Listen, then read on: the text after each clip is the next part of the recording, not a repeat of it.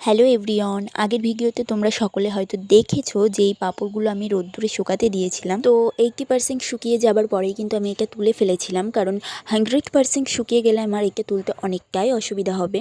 আর ভিডিওর মধ্যে আমি এটাই বলে দিচ্ছিলাম যে আমি কিন্তু পাতার সমান পাশে একদমই সাবুর পেস্টটা দিইনি, আমি দিয়েছি কিন্তু পাতার অসমান পাশে। এটা হালকা নরম থাকা অবস্থায় তুললে দেখবে এটা ইজিলি উঠে আসবে। আর পাঁপড়গুলো তোলার পরে আমি যেটা দেখলাম, এটা কিন্তু A to Z কাঁঠাল পাতার মতন দেখতে হয়েছে।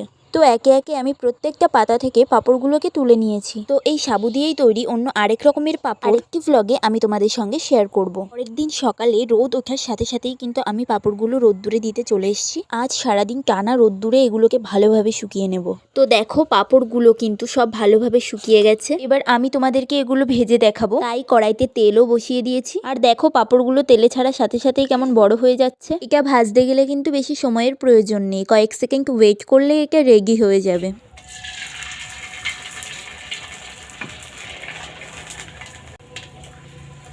তো এবার তোমরাই দেখো যে পাঁপড়গুলো কতটা ক্রিস্পি হয়েছে।